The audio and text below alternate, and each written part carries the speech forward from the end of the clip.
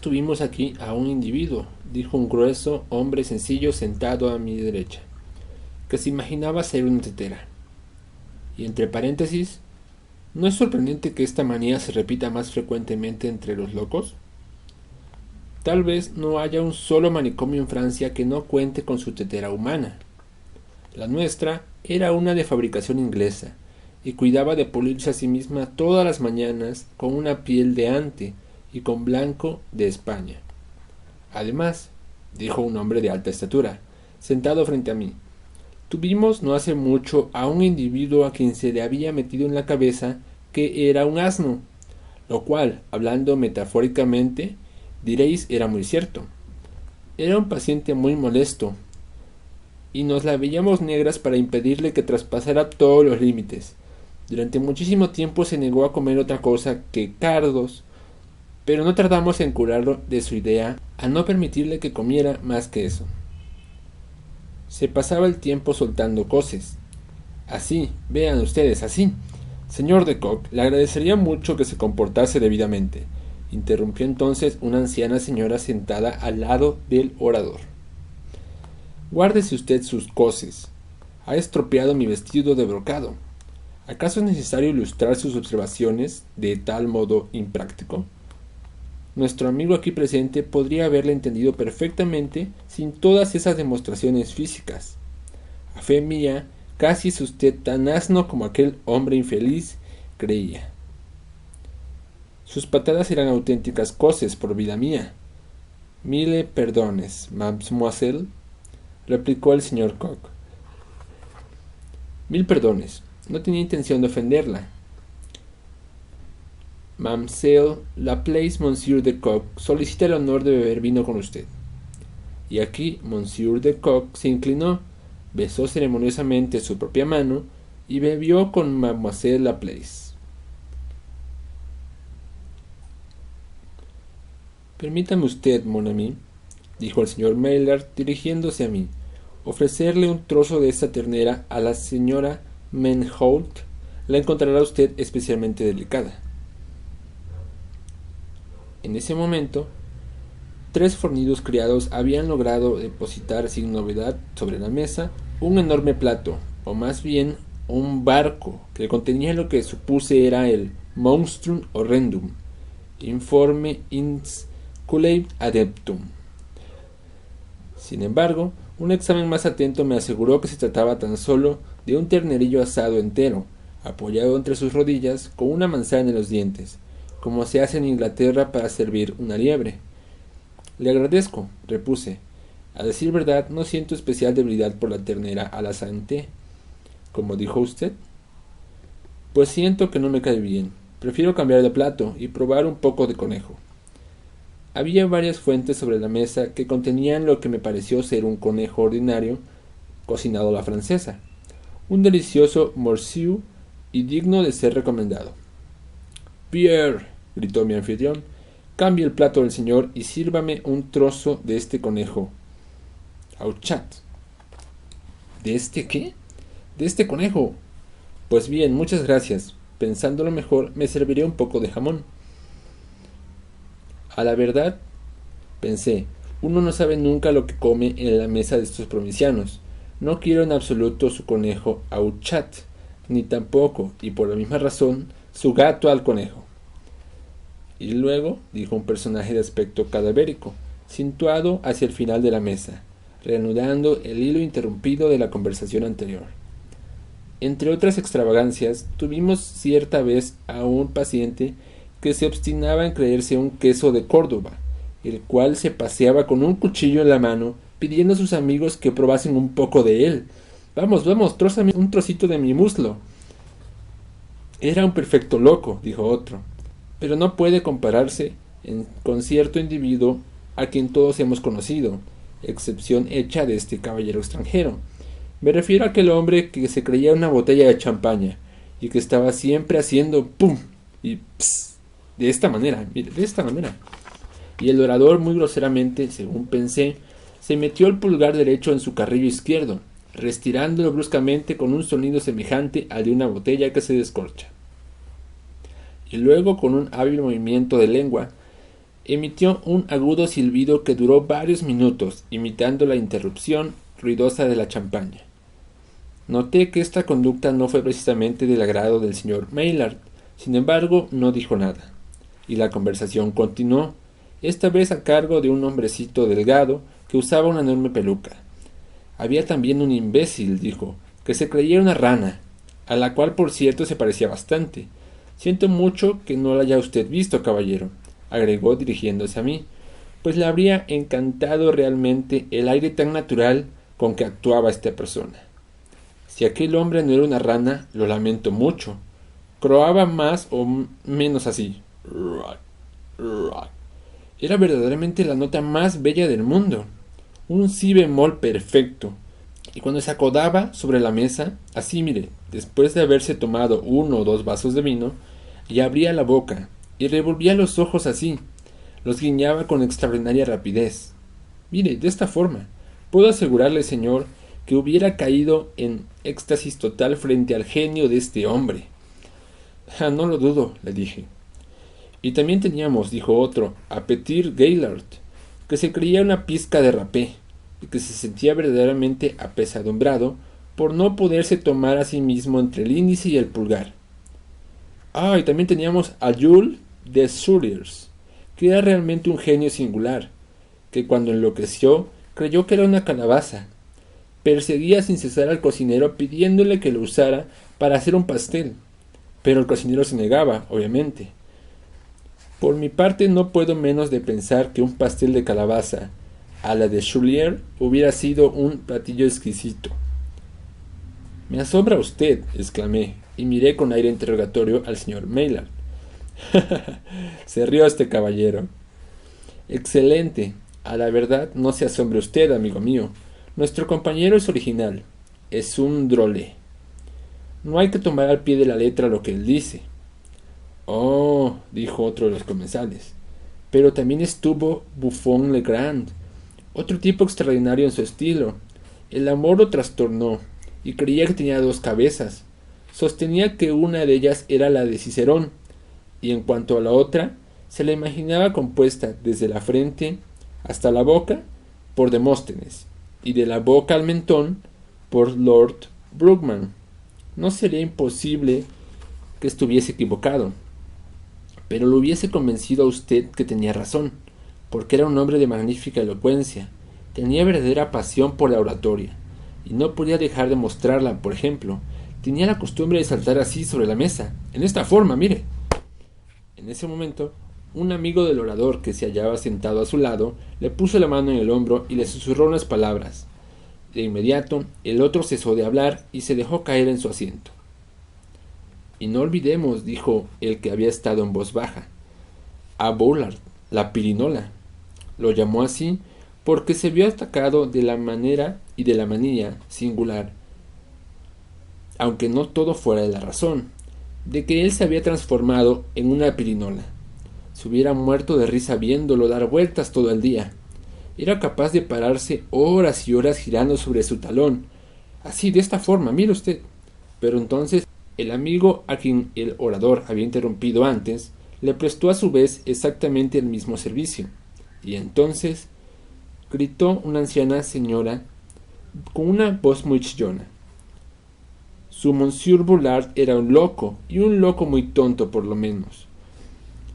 Porque permítame usted que le pregunte, ¿quién oyó hablar jamás de una pirinola humana? Eso es absurdo. Madame Juge, como ustedes saben, era una persona sensata. Adolecía de una chifladura, pero de una chifladura inspirada por el sentido común, que proporcionaba gran placer a todos los que tenían el honor de conocerla. Había descubierto, después de madura reflexión, que se había convertido por accidente en un gallo joven, pero como gallo se portaba normalmente, batía las alas, así mire, con prodigioso esfuerzo, y en cuanto a su canto, era delicioso. ¿Qué quiere qué? ¿Qué quiere qué? Madame Juge, le ruego que se contenga, le interrumpió muy encolarizado nuestro anfitrión. O se conduce usted como una dama, o abandona inmediatamente la mesa. Escoja. La dama, a la que había oído con gran asombro llamar Madame Juge, Luego de la descripción de Madame Juge que ella misma acababa de hacer, sonrojóse hasta las cejas y pareció profundamente humillada por la reprimenda. Agachó la cabeza y no respondió ni una sola palabra. Pero por otra señora, mucho más joven, se reanudó la conversación. Era mi hermosa jovencita del recibidor. Oh, Madame Juge, era una loca, exclamó. Pero había en suma mucho sentido común en la conducta de Eugene Salsafate. Era una joven muy bella, con aire mortificado y modesto, que juzgaba que la manera ordinaria de vestirse era muy indecente, y trataba siempre de vestirse poniéndose fuera de sus ropas, y no dentro de ellas. Es una cosa muy fácil después de todo. Basta con hacer así y luego así. Y entonces, Mon Dieu, Mademoiselle Salsafate, gritaron al unísono, una docena de voces. ¿Qué hace usted? Deténgase. Es suficiente. Ya vemos cómo puede hacerse eso. Deténgase. Cuando el resultado deseado de que la joven no siguiera desvistiéndose fue interrumpida por una serie de gritos agudos, o más bien de aullidos, que provenían de alguna parte del cuerpo principal del Chateau. Mis nervios, a decir verdad, se pusieron materialmente de punta por aquellos aullidos, pero en cuanto a los demás comensales, me causaron profunda lástima. Jamás en mi vida había visto un grupo de personas razonables tan aterradas.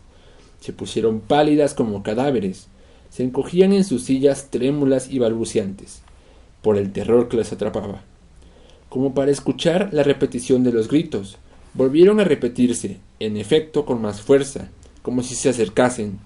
Se repitieron por tercera vez, mucho más fuertes, y una cuarta vez, pero ahora con menos intensidad. Ante esta aparente cesación de los clamores, los comensales recobraron de inmediato los ánimos, y la animación y las anécdotas comenzaron nuevamente. Me atreví entonces a preguntar la causa de aquel alboroto. Es una simple bagatelle, dijo el señor Maillard. Estamos acostumbrados a estas cosas, y a la verdad nos inquietan muy poco. Los locos a intervalos regulares se ponen a aullar en concierto, pues uno incita al otro, como sucede en algunas ocasiones con los perros en la noche. Sucede también de tiempo en tiempo que este concierto de aullidos es seguido de una tentativa simultánea por evadirse, en cuyo caso naturalmente no deja de hacer cierto peligro. ¿Y a cuántos tiene usted bajo su custodia? Por el momento no tenemos más que 10 en total. Mujeres principalmente. Oh, no, todos son hombres, todos muy robustos, puedo asegurárselo. No me diga, siempre oí decir que la mayor parte de los locos pertenecen al sexo femenino. En general sí, pero no siempre. Hace tiempo teníamos aquí unos 27 pacientes, de los cuales no menos de 18 eran mujeres. Pero desde hace poco las cosas han cambiado mucho, como puede apreciar usted. Sí, han cambiado mucho. Sí, han cambiado mucho, como usted ve, corrió la asamblea a coro. A sujetar la lengua, todo el mundo, gritó mi anfitrión, lleno de cólera, tras de lo cual todos los presentes guardaron silencio durante 1 minuto. Un silencio de muerte. Hubo una dama que obedeció a la letra la orden del señor Maillard, es decir, sacó la lengua por otra parte excesivamente larga, se la agarró con ambas manos y la mantuvo así resignadamente hasta el fin del banquete. Pero esa dama, le dije al señor Maillard, inclinándome hacia él y hablándole en voz baja, esa excelente dama que acaba de hablar y que nos lanzó su kikiriki, es, supongo, inofensiva, ¿verdad? Completamente inofensiva, ¿cierto? ¿Inofensiva?, exclamó él con sincera sorpresa. ¿Cómo qué quiere usted decir con eso? Está solo un poco tocada, ¿verdad?, dije, haciendo el ademán de tocarme la sien. Supongo que no está particularmente peligrosamente afectada, ¿verdad? Monsieur, ¿qué se figura usted? Esa dama, mi antigua e íntima amiga, Madame Juge, está tan cuerda como yo.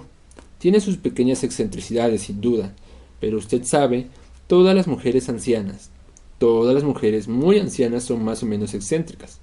Por supuesto, convine, por supuesto. ¿Y el resto de estas personas, estos caballeros y damas? Todos ellos son mis amigos y mis guardianes, interrumpió el señor Maillard, irguiéndose altaneramente. Mis excelentes amigos y ayudantes. ¿Cómo? ¿Todos ellos?, pregunté. ¿Y las mujeres también, sin excepción? Claro está, respondió. No podríamos arreglárnosla sin las mujeres. Son las mejores enfermeras de los locos que hay en el mundo. Tienen su estilo propio, ¿sabe usted? Sus ojos producen efectos maravillosos, algo así como la fascinación de la serpiente, ¿comprende? Ciertamente, dije, ciertamente. Se comportan de una manera un tanto extraña, ¿no? Son un tanto raras. ¿No le parece a usted? ¿Extrañas y raras? Que, verdaderamente. ¿Por qué piensa usted así? A decir verdad, aquí en el sur no somos nada mojigatos. Hacemos de buena gana lo que nos gusta. Gozamos de la vida y de todo el resto. Usted comprenderá. Oh, sí, perfectamente, respondí. Perfectamente entiendo. Y también quizás este close de Bigud se sube un tanto a la cabeza, ¿verdad? Es un poco fuerte, ¿cierto? Ah, por supuesto, dije, sí, por supuesto, el vino. Y entre paréntesis, señor, ¿no dijo usted que el sistema que había adoptado en vez del famoso método calmante era un método muy severo? Ni por asomo. La reclusión es necesariamente rigurosa, pero el tratamiento, el tratamiento médico, quiero decir, es más bien agradable para los enfermos. ¿Y es usted el inventor del nuevo sistema? Ah, no del todo. Algunas de sus partes deben atribuirse al profesor Tarr, del que seguramente usted ha oído hablar. Hay en mi plan modificaciones de las que me considero feliz de reconocer que pertenecen por derecho al célebre Fetter, a quien usted tiene el honor, si no me equivoco, de conocer íntimamente. Me avergüenza muchísimo confesar, respondí, que hasta este momento jamás había oído hablar de los nombres de esos caballeros. Bondad divina, exclamó mi anfitrión, retirando bruscamente su silla y levantando las manos al cielo. Probablemente he oído mal. No quiere usted decir, ¿verdad?, que jamás ha escuchado del erudito doctor Tarr, ni del famoso profesor Fetter. Me veo forzado a reconocer mi ignorancia, respondí, pero la verdad debe ser respetada por encima de todo. No obstante, me siento profundamente humillado por no conocer las obras de estos hombres, sin duda alguna extraordinarios. Me ocuparé en buscar sus escritos y los leeré con sumo cuidado, señor Maillard. Realmente hizo usted, debo confesar, que me sintiera avergonzado de mí mismo. Y era la pura verdad. No hablemos más de ello, mi joven y excelente amigo, dijo él bondadosamente estrechándome la mano. Acompáñeme con una copa de Sauternes. Bebimos. La asamblea siguió nuestro ejemplo sin vacilar. Charlaban, bromeaban, reían y hacían mil locuras. Los violines rechinaban, multiplicaban el tambor sus redobles. Los trombones mugían como otros tantos toros de Falaris. Y toda aquella escena, que se ponía cada vez peor a medida que el vino aumentaba, su ascendiente se convirtió a la larga en una especie de pandemonio. Impeto. Mientras tanto, el señor Maillard y yo, con algunas botellas de vino encima, continuábamos nuestro diálogo a gritos. Una palabra pronunciada en el tono ordinario no tenía más probabilidad de ser escuchada que la voz de un pez en el fondo de las cataratas del Niágara. «Señor», le grité al oído, «me hablaba usted antes de la cena del peligro implicado en el método calmante. ¿Cuál es este peligro?» «Ah, sí», respondió. «Había en algunas ocasiones gran peligro. No es posible darse cuenta de los caprichos de los locos, y en mi opinión también del doctor Tarr y del profesor Fetter, jamás es prudente dejarlos que paseen libremente y sin vigilantes. Un demente puede estar en periodo de calma, como se dice, durante un tiempo, pero al final siempre será capaz de provocar un alboroto. Además, su astucia es proverbial y verdaderamente muy grande. Si tiene un proyecto en la mente, sabe ocultarlo con maravillosa listeza, y la habilidad con que limita su cordura le ofrece al estudio del filósofo uno de los más singulares problemas psíquicos. Cuando un loco parece completamente cuerdo, es el momento indicado, créame, de ponerle la camisa de fuerza. Pero el peligro, mi querido señor, el peligro del que hablaba, según su propia experiencia desde que esta casa está bajo su dirección, ¿ha tenido usted una razón material positiva para considerar la libertad como peligrosa en un caso de la locura? Aquí, según mi propia experiencia, en verdad no puedo responderle. Si, por ejemplo, no hace mucho tiempo de ello, se presentó una singular circunstancia en esta misma casa. El método calmante, como usted sabe, estaba entonces en uso y los enfermos gozaban de libertad. Se portaban notablemente bien, hasta el punto de que una persona con sentido común hubiera podido de tan maravillosa astucia sacar la prueba de que estaba tramándose entre los asilados un plan diabólico. Y en efecto lo era. Una mañana los guardianes se encontraron atados de pies y manos, y metidos en las celdas en donde fueron tratados como locos por los locos mismos, que habían usurpado las funciones de los guardianes. Oh no, no me diga usted eso. Jamás en mi vida oí tal cosa. Es un hecho. Todo esto ocurrió por culpa de un imbécil, un loco, a quien se le había metido en la cabeza, no sé cómo, que era el inventor del mejor sistema de gobierno del que se hubiese escuchado hablar. Gobierno de locos, por supuesto. Deseaba, supongo, poner la prueba en su invento, y así persuadió a otros locos a que se le unieran, en una conspiración para derribar al poder resistente. ¿Y lo consiguió efectivamente? Ya lo creo. Guardianes y guardados cambiaron sus puestos con la importante diferencia, sin embargo, de que los locos habían estado libres, pero los guardianes fueron inmediatamente metidos en las celdas y tratados, lamento decirlo, de una manera muy poco caballerística. Pero supongo que debió haberse producido una revolución de inmediato. Esa situación no podía durar mucho tiempo. La gente de las cercanías y los visitantes que venían a visitar el establecimiento darían seguramente la voz de alarma, ¿no? Está usted en un error. El cabecilla de los rebeldes era demasiado listo para eso. En adelante ya no admitió a ningún visitante, excepción hecha cierta vez de un caballerete de aire tan estúpido que no podía inspirarle ninguna desconfianza. Le permitió visitar la casa, para variar un poco, y para burlarse de él, y una vez que se burló de él lo suficiente, lo dejó irse y volver a sus asuntos. ¿Cuánto duró el reinado de los locos? Oh, duró mucho tiempo, en realidad. Un mes, a lo menos. No podría decir exactamente cuánto. Entretanto, los locos lo pasaron admirablemente bien. Puede usted jurarlo. Se quitaron sus ropas de joyas de familia. Y las bodegas del Chateau estaban bien surtidas de vino. Aquellos diablos de locos eran conocedores que sabían beber. Vivieron muy bien, puedo asegurárselo. ¿Y el tratamiento entonces? ¿En qué consistía particularmente el tratamiento que el cabecilla de los rebeldes puso en práctica? En cuanto a eso, un loco no es necesariamente un tonto, después de todo, como ya le hice observar a usted, y en mi opinión, su tratamiento era mucho mejor que el que antes empleaba. Era un método verdaderamente magnífico, sencillo, limpio, nada complicado, realmente delicioso. Era, y aquí, las observaciones de mi anfitrión se vieron bruscamente interrumpidas por otra serie de aullidos, de la misma naturaleza de aquellos, que ya nos habían desconcertado antes. Esta vez, sin embargo, parecían provenir de personas que se acercaban rápidamente. ¡Santo Dios!, grité.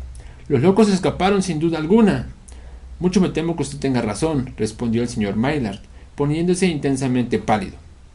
No había acabado la frase cuando se escucharon, bajo las ventanas grandes, clamores e imprecaciones.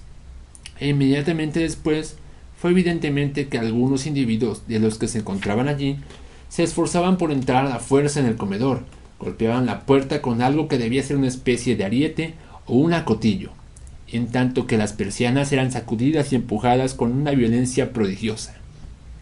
Siguióse una escena de lo más horrible, una confusión entera. El señor Maillard, con gran asombro mío, se metió debajo de un aparador. Yo hubiera esperado más decisión por parte suya. Los miembros de la orquesta, que desde hacía un cuarto de hora parecían demasiado ebrios para cumplir sus funciones, saltaban sobre sus pies y sobre sus instrumentos, y subiéndose a la mesa atacaron de común acuerdo al Yankee Doodle que tocaron, si no en el tono exacto, a lo menos con sobrehumana energía durante todo el tiempo que duró el desorden. Entretanto, el caballero a quien con tanta dificultad le habían impedido que saltara sobre la mesa, se apresuró a hacerlo esta vez de inmediato, en medio de botellas y vasos, y tan pronto como se hubo instalado allí, empezó un discurso que sin duda alguna hubiese sido de primer orden, de haber podido escucharlo bien. Al mismo tiempo, el hombre que sentía predilección por las pirinolas se puso a dar vueltas por todo el comedor con inmersa energía, manteniendo los brazos derechos y formando un ángulo recto perfecto. Esto lo hacía parecer realmente una pirinola, y derribaba a todo aquel que se le acercara. Y luego, al escuchar yo una serie increíble de y ps, de botella de vino, descubrí que aquello provenía del individuo que durante la cena había desempeñado tan bien el papel de botella de champaña de la que platicaba.